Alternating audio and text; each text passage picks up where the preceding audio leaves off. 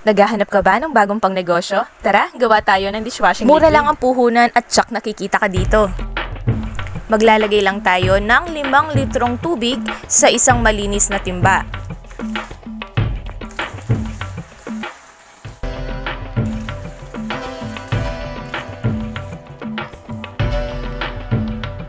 Tapos ay ibuhos lang natin ang ating fortified bubble booster sa tubig. Bawat pakete ay may label, kaya't hindi ka mahihirapan na sundin ang instruction.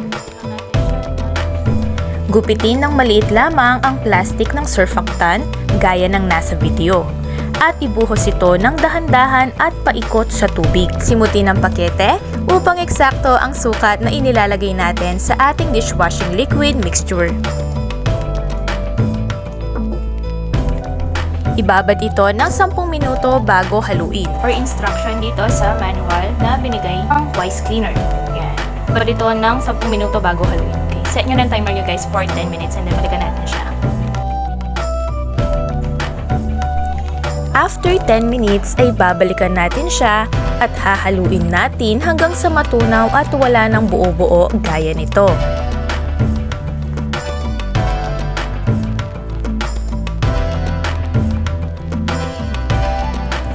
Kapag sigurado ka na wala ng buo-buo, ay ibuhos na natin ang ating degreasing agent, pigment powder, scented gelatin agent with antibac at siguraduhing haluin ng mabuti.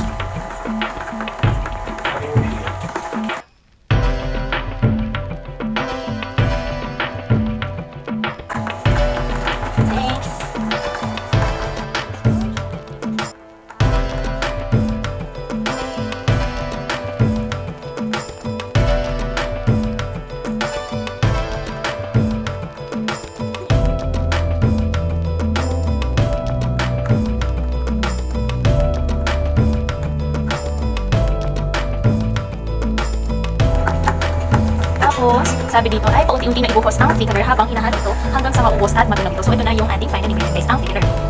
So, ito, bubuksan lang natin siya. Paunti-unti lang guys. So, bubuksan natin siya.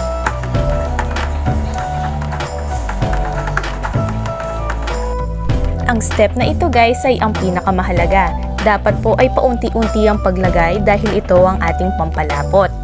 Dahan-dahan lang ang paglagay at patuloy ang paghalo para even ang distribution ng ating thickener. So mararamdaman nyo dito guys na unti-unti bumibigat yung ating mixture dahil nga sa nilalagay natin na thickener.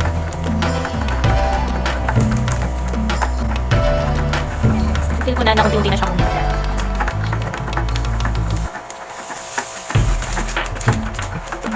Sobrang lapot na niya. Mas mainam din po na i-scrape natin ang gilid ng timba para kung sakaling mang may dumikit dyan na thickener ay talaga namang mahalo natin sa ating mixture. Haluin lang natin ito ng mabuti at huwag kayong mag-alala kung may nakikita kayong maliliit na bula dahil matatanggal din yan after resting. Kapag sigurado ka na natunaw na ang thickener at lahat ng mixture ay well combined na, tatakpan natin siya at babalikan natin after 24 hours.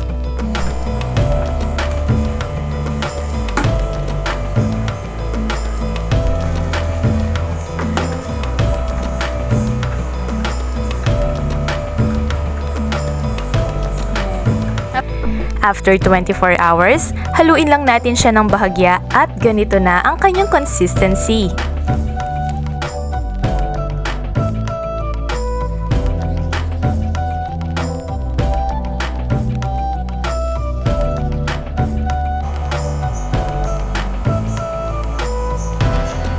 Sa pagpapak po ng ating dishwashing liquid ay depende po sa target market ninyo. Pwede kayong gumamit ng galon, ng PET bottle o kaya naman ay magtayo kayo ng refilling station.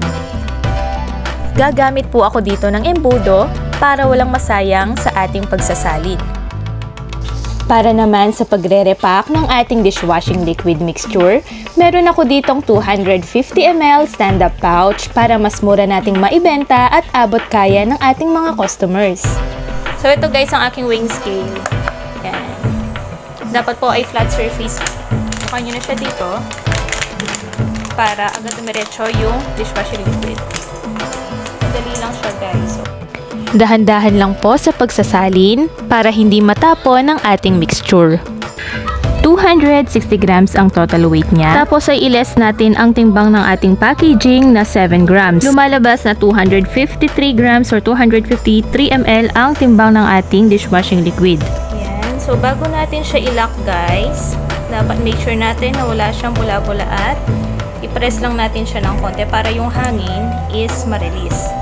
And then, tatakpan lang natin siya guys. Okay. So kapag natakpan na natin siya, di na natin siya pwedeng buksan ulit kasi masisira ang kanyang seal. Ito guys. Kaya malalaman mo talaga agad kapag binil mo siya na hindi pa siya nagagamit. Tuloy ko lang to guys. After ko nga palang gamitin yung embudo, nilalagay ko siya dito sa takip ng timba para hindi tumulo yung ating dishwash. At habang tinatapos ko ito, sa mga hindi pa nakapag-subscribe, please subscribe to my YouTube channel and please click the notification bell button para updated kayo kapag mag-upload ako ng bagong video. Kung gusto nyo naman ay step-by-step procedure, you may like my Facebook page, TastyPH. Doon ko po pinopost ang mga recipe na ina-upload ko dito sa YouTube. Yung ginamit ko po na packaging, weighing scale, stickers, DIY dishwashing liquid kit at lahat ng ginamit ko sa video na ito ay ilalagay ko po ang Shopee link sa description box below. Kung gusto po ninyo na bumili ay i-click nyo lang po ang link doon at direct na kayong makakapunta doon sa shop kung saan ko binili ang mga products na ito. So, last na natin to guys. Last packaging. Naka 20 pieces na tayo. Base dun sa manual na binigay ni Wise Cleaner ay makakagawa daw tayo ng 5 liters. Pero tingnan nyo naman guys, marami pa tayong sobra. So, ang gagawin natin dito ay titimbangin natin at titignan natin kung ilang pack pa ang pwede nating magawa. Ayan, 462 ml or grams pa ang natira at makakagawa pa ito ng additional 1 pack. Total na magagawa natin ay 21 pieces, tapos yung sobra ay pwedeng gamitin nyo na lang na panghugas sa mga plato ninyo.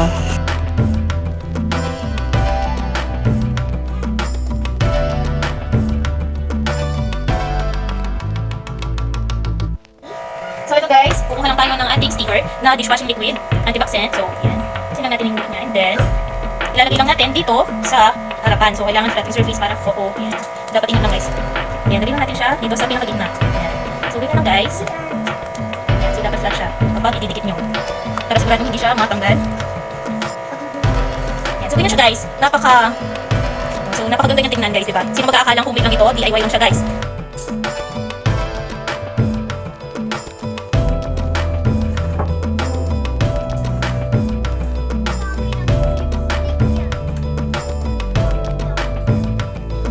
At syempre bago natin siya ibenta, kailangan subukan muna natin kung mabula ba talaga siya. Ayan guys, makikita nyo naman na konti lang ang nilagay ko. Ginamit ko lang yung sandok na ginamit ko sa panghalo ng ating mixture. And boom! Tignan nyo naman guys, sobrang bula niya.